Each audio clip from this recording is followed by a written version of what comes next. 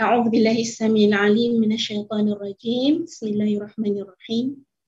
الحمد لله رب العالمين والصلاة والسلام على رسول الأمين وعلى آله وصحبه أجمعين. رب اشرح لي صدري ويسر لي أمري واحلل عقدة من لساني يفقه قولي. سبحانك لا علم لنا إلا ما علمتنا إنك أنت العليم الحكيم. ربنا زدنا علما وارزقنا فهما واجعلنا من عبادك الصالحين. ربي أدخلني مدخل صدق وأخرجني مخرج صدق واجعل لي من لدنك سلطانا نصيرا. الحمد لله. Assalamualaikum warahmatullahi wabarakatuh.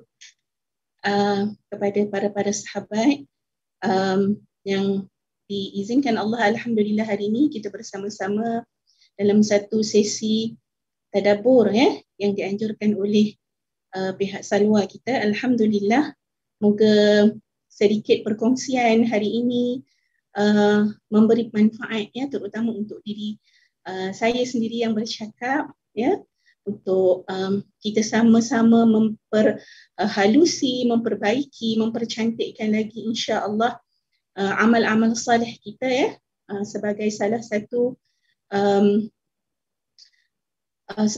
satu perkara penting untuk kita bawa pulang kepada Allah Subhanahu Wa Taala insya-Allah. Jadi Ramadan Karim buat semua. Alhamdulillah kita dah melalui dan berada pada fasa separuh daripada 1/3 daripada Ramadan 10 yang kedua maknanya 10 bahagian yang kedua insya-Allah. Maka pada hari ini Kak Nani saya sendiri memilih ayat daripada juzuk yang ke-11 surah Hud ayat 15 hingga 16 insya-Allah yang kita boleh sama-sama renungi insya-Allah pesan-pesan Allah Subhanahu Wa Taala dalam dua ayat ini yang mana sebenarnya menurut satu riwayat daripada Ibnu Mubarak. Kita tahu Ibnu Mubarak ini adalah seorang tabi'in yang sangat banyak mempergauli para sahabat. Dia disebutkan sebagai antara tabi'in yang kabir lah. Disebutkan oleh Ibnu Mubarak, dia kata bila pada satu hari dia ditanya oleh seseorang, kenapa kamu sering mendampingi para sahabat dan apakah perkara yang kamu paling kamu pelajari daripada para sahabat ni? Kemudian Ibnu Mubarak menyebutkan bahawa dia kata sahabat ini memang merupakan golongan yang sentiasa mendampingi Al-Quran. Masya Allah. Dan antara ayat yang sangat memberi kesan kepada para sahabat yang mana bila mereka mendatangi dua ayat ini mereka akan menangis. Mereka akan menangis. Dan disebutkan ayat daripada surah Hud ayat 15 dan 16. InsyaAllah Kak Nani bacakan dulu ayatnya, kemudian kita akan sama-sama lihat apakah pengajaran yang boleh kita ambil daripada dua ayat ini insyaAllah. A'udzu billahi minasy syaithanir rajim. Bismillahirrahmanirrahim. Man kana yuridul hayatad dunya wa zinataha nuwaffi ilaihim a'malahum fiha وهم فيها لا يبخسون أولئك الذين ليس لهم في الآخرة إلا النار وحبط ما صنعوا فيها وباطل ما كانوا يعملون صدق الله العظيم. من كان يريد الحياة الدنيا, barang siapa yang menghendaki kehidupan dunia, wazinataha dan perhiasannya, nuwaffi ilaihim, nescaya kami berikan kepada mereka, a'malahum fiha wa hum fiha la yubkhasun, nescaya kami berikan kepada mereka balasan kepada pekerjaan mereka di dunia dengan sempurna dan mereka di dunia ini tidak akan dirugikan. Ya. Daripada ayat ni kita dapat lihat ya, bila Allah menyebutkan siapa di antara kamu yang nakkan hidup dekat dunia ni, maknanya kalau dia buat sesuatu amal, sesuatu pekerjaan, niatnya diniatkan hanya untuk mendapat habuan dunia, maka Allah kata Allah akan beri apa yang mereka niatkan itu, apa yang mereka nak tadi, dan Allah tak kurangkan walau sikit pun, ya, walau sedikit pun. Kemudian ayat yang ke-16 Allah menyebutkan ulaika allazina laisa lahum fil akhirati illa an-nar. Itulah orang-orang yang tidak memperoleh di akhirat kecuali neraka. Wa habita ma sana'u fiha wa batilum ma kanu ya'malun. Dan lenyaplah di akhirat itu apa yang telah mereka usahakan di dunia, dan sia-sialah apa yang telah mereka kerjakan. Daripada dua ayat ni, ya, kita boleh lihat, Masya Allah, dia sangat terkait dengan perkara niat. Ya, sebagaimana yang kita tahu dalam hadis Nabi SAW menyebutkan, innamal a'malu binniyat wa innamal likulli imri'in ma nawa. Setiap sesuatu amal itu bergantung kepada niat, dan setiap seseorang itu apa yang dia niat. Ya, kita tahu bahawa sesuatu amal saleh, antara prasyarat untuk amal saleh itu diangkat adalah bila niatnya ditujukan ikhlas lillahi ta'ala, ya, kerana mencari redha Allah. Dan yang kedua, amal itu mestilah mengikut syariat yang telah disyariatkan oleh Rasulullah SAW. Ya, ittiba' Nabi.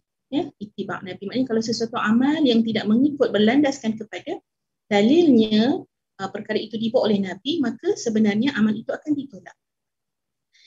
Dan para sahabat, ya, bila ditanya kepada Ibnu Mubarak tadi, bila dia melihat, bila sahabat membaca dua ayat ini, subhanallah, ini bila mereka menghayati, bila mereka menghayati makna ayat ini, pesanan Allah yang sangat besar, ya.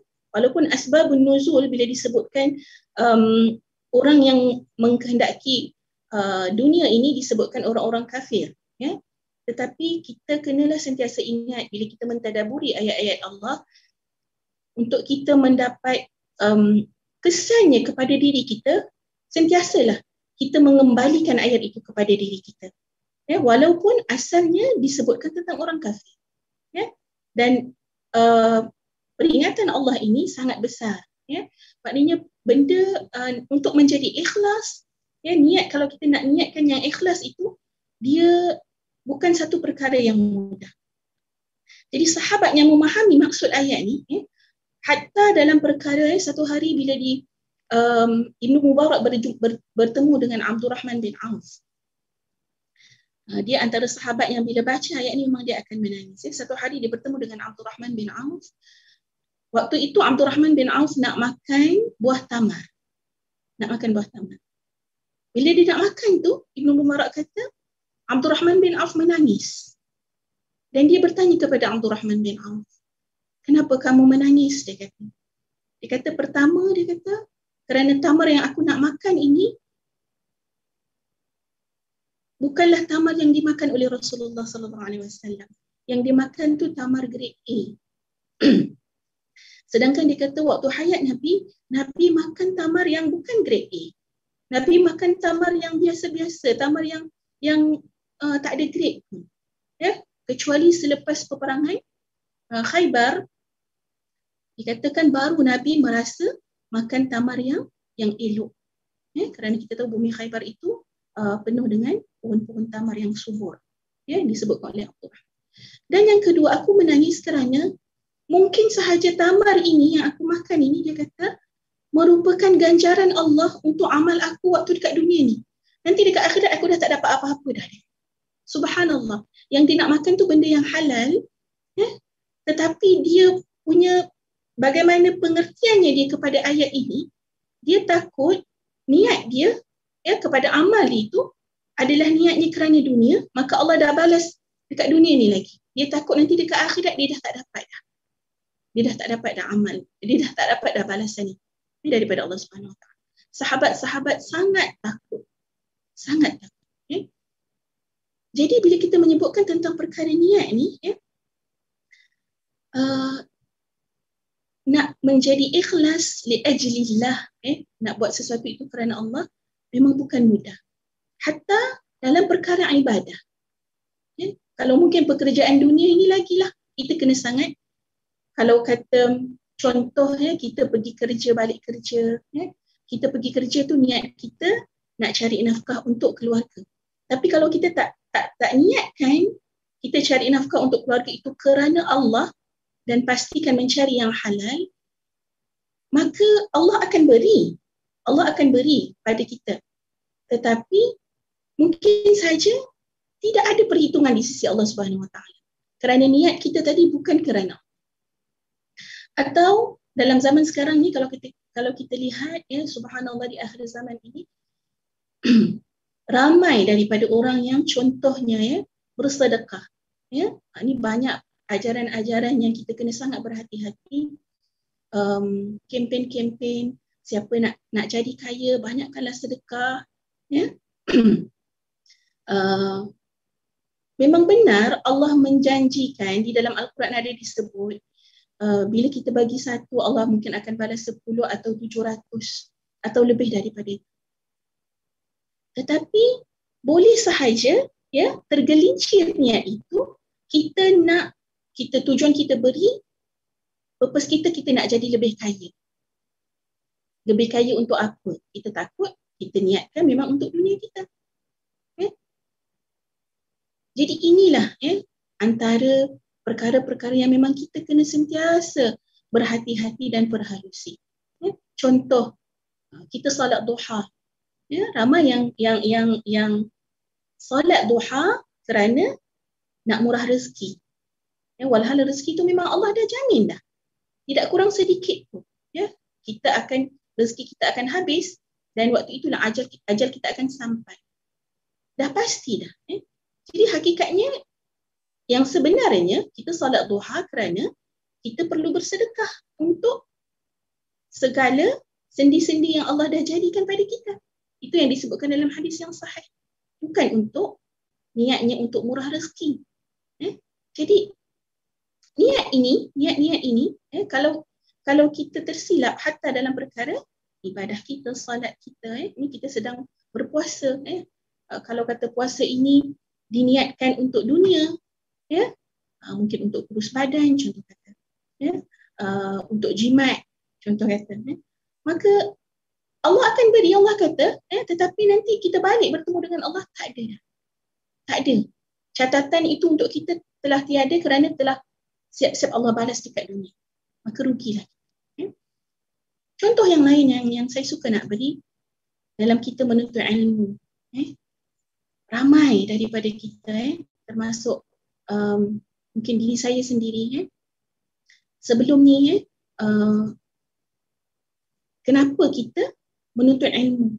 Kenapa kita belajar? Kenapa kita pergi ke sekolah sehingga kita masuk ke universiti? Mendapat sijil mungkin daripada degree-nya kepada masternya, kepada PhD-nya. Semua ini kena kita perhalusi dan kita tanyakan semua. Ini sebagai contoh kepada apa yang berlaku, pesanan daripada ayat ini. Ramai daripada kita, kalau kita tanyalah anak-anak kita sekarang ni pun, kita sebagai ibu ayah, Masya Allah kena sangat berhati-hati untuk kita tidak menjadi ejen yang merosakkan niat anak kita dalam menuntut ilmu. Jangan rosakkan. Mungkin kita yang lepas kita telah dididik, pergi sekolah, nanti kalau tak pergi sekolah nak jadi apa, nak kerja apa. Ibu ayah kita risau dengan masa depan kita, risau dengan rezeki kita, takut kita tak dapat kerja. Takut kita jadi orang tukang angkat sampah mungkin, bekerja yang rendah-rendah. Daripada awal lagi, niat untuk anak kita menuntut ilmu itu telah kita rosakkan. Walhal yang sepatutnya anak-anak kena sentiasa dipesan, kita menuntut ilmu kerana Allah, bukan kita yang menentukan rezeki anak kita. Bila kita kata sekolahlah, nanti nak kerja apa, seperti kita yang mengatur rezeki anak kita. Jadi itu yang kita risau, perkara itu yang diwariskan. Kerana Allah sebut dah, niat kita untuk dunia, Allah akan balas dekat dunia ni, tak ada kurang pun. Contoh, kita belajar, kita nak dapat sijil, niat kita supaya kita boleh naik pangkat. Gaji kita mungkin 10 juta contoh. Tu niat tu. Kadang-kadang kita tak perasan. Dan dia sangat halus. Sangat halus. Perkara ini sangat halus. Dan kita dapat settlekan pembelajaran kita dapat naik pangkat, kita dapat seperti mana gaji yang kita nak. Dan nanti bila balik bertemu dengan Allah di hadapan Allah, bila dibentangkan buku amal, kita akan bertanya, ya Allah, mana pergi 16 tahun aku belajar bersusah payah, ya Allah, tak ada catatan langsung. Apa Allah akan jawab? Bukankah aku telah beri sebagaimana yang engkau minta? Aku telah beri waktu dekat dunia dan aku tak kurangkan sikit pun, Allah kata. Maka tidak ada bahagian untuk kamu di akhirat. Sedangkan kita tahu kehidupan kita yang kekal abadi, yang selama-lamanya adalah di akhirat nanti, bukan di dunia. Bukan di dunia. Rezeki kita ni Allah dah tetapkan, kita tak perlu risau. Dunia kita ni Allah yang dah atur, kita tak perlu risau, tak perlu resah, gelisah. Tapi itulah kita manusia kan. Jika kita tak peringatkan diri kita, buat sesuatu itu bukan kerana dunia ni. Sebab dunia ni Allah jadikan untuk kita gunakan sebagai ladang kita bercucuk tanam sahaja. Bukannya niat untuk dunia. Tapi itulah dugaan, cubaan, ujian yang kita umat akhir zaman ini sedang lalu. Dengan segala kekalutan kita, dengan segala cabaran, dugaan, kesempitan-kesempitan yang kita nampak, yang sebenarnya itu semua adalah ujian Allah untuk kita. Dan Allah nak lihat sejauh mana pergantungan kita kepada Dia. Allah As-Samad. Allah As-Samad. Yang bermakna apa As-Samad itu? As-Samad itu bermakna Al-Qasdu, Al-Jam'u. As-Samad itu bermakna tujuan. As-Samad itu bermakna himpunan. Tujuan apa? Memang hakikatnya lah.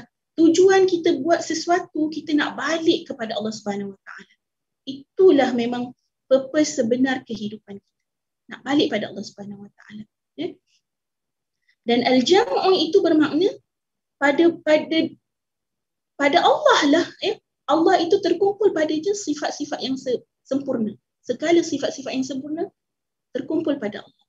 Allah lah Al-Ghani, Allah lah Ar-Rahman, Ar-Rahim, Allah lah Al-Quddus, Allah lah Al-Qawi. Semua itu ada pada Allah dan kita kena balik kepada Allah untuk mencari sumber kekuatan itu dengan berpegang teguh kepada Allah As-Samad yang diletakkan.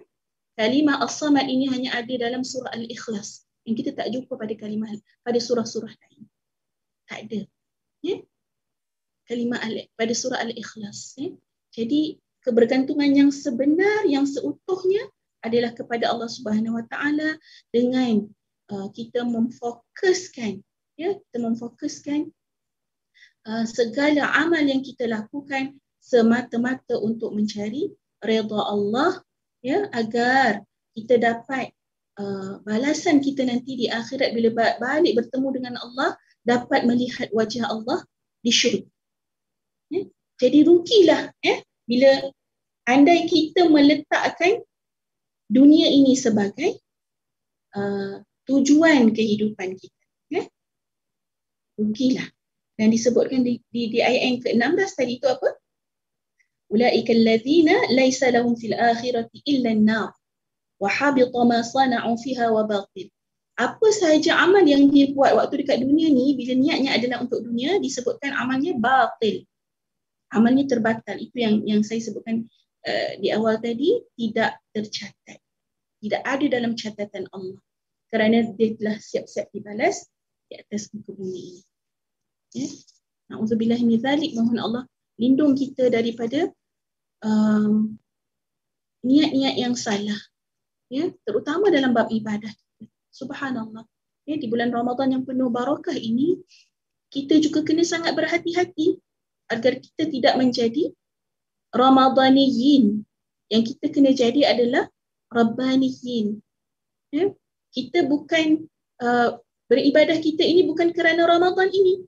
Ya? Bukan kerana Ramadan ini. Ramadan ini Allah datangkan bulan yang penuh rahmat dan barakah untuk kita mengambil peluang mengisi.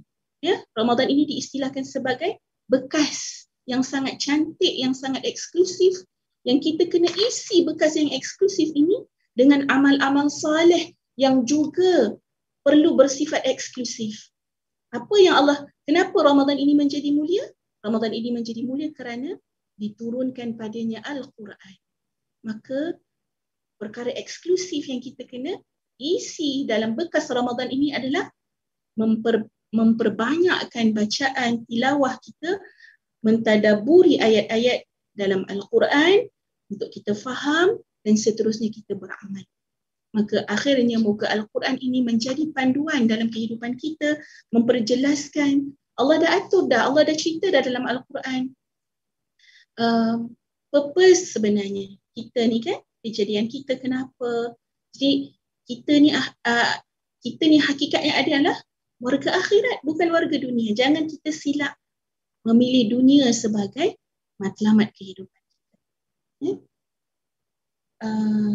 Jadi insya-Allah moga Allah guide kita daripada ayat ini, peringatan daripada Allah ini, dan peringatan ini subhanallah kita nak ambil iktibar daripada kisah-kisah para sahabat. Bila sahabat sahaja yang Abdul Rahman bin Auf itu antara orang yang dijamin syurga. Lihat bagaimana dia memahami ayat ini sehingga menangis. Setiap kali baca menangis. Kenapa mereka menangis? Kenapa kita baca kita tak nangis? Sebab kita tak faham. Sebab kita tak faham. Jadi bila kita dah diingatkan oleh Allah, janganlah sekali-kali kamu menjadikan dunia ini sebagai habuan kamu, niat-niat kamu, kita kena berpegang. Dan kena sentiasa ada rasa khasyah itu. Takut, takut. Nampak macam baik dah amalan yang kita buat. Tapi rupa-rupanya, bila diperhalusi semula, ada niat-niat duniawi padanya. Ada niat-niat duniawi yang kita tak perasan kita juga telah mencirikkan Allah dalam masa yang sama. Sebab bila kita buat sesuatu bukan kerana Allah, bermakna kita telah menduakan Allah, dan Allah sangat cemburu bila hambanya menduakan dia. Allah sangat cemburu. Itu sebab amalnya menjadi batil dan balasannya nanti di akhirat adalah api neraka Jahannam. Na'udzubillah min dzalik. Kita minta lindung. Jadi insya-Allah moga pengisian yang sedikit ini dapat kita sama-sama renungkan. Moga Allah sentiasa guide kita. Kita mohon bantuan daripada Allah Subhanahu Wa Taala, menjadikan kita minal mukhlasin. Minal mukhlasin, orang-orang yang diberikan keikhlasan. Mukhlasin berbeza dengan mukhlisin. Jadi mukhlasin ni Allah anugerahkan kita keikhlasan. Kerana ikhlas ini bukan mudah. Memang kita kena sentiasa mohon kepada Allah Subhanahu Wa Taala, insya-Allah. Itu saja insya-Allah untuk hari ini. Moga memberi manfaat kepada kita semua. Aqulu qawli hadza astaghfirullahal azim li wa lakum. Assalamualaikum warahmatullahi wabarakatuh.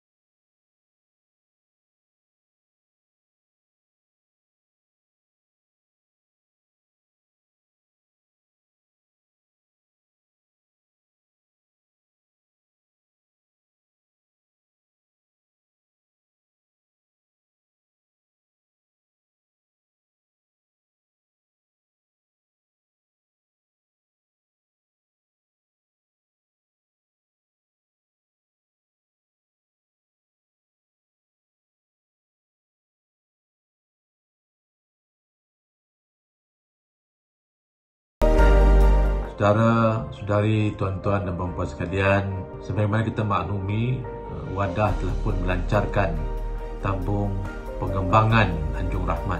Tujuan tabung ini adalah untuk membeli tanah di bersebelahan dengan komplek Anjung Rahmat yang ada sekarang di Sungai Merak, iaitu 1.1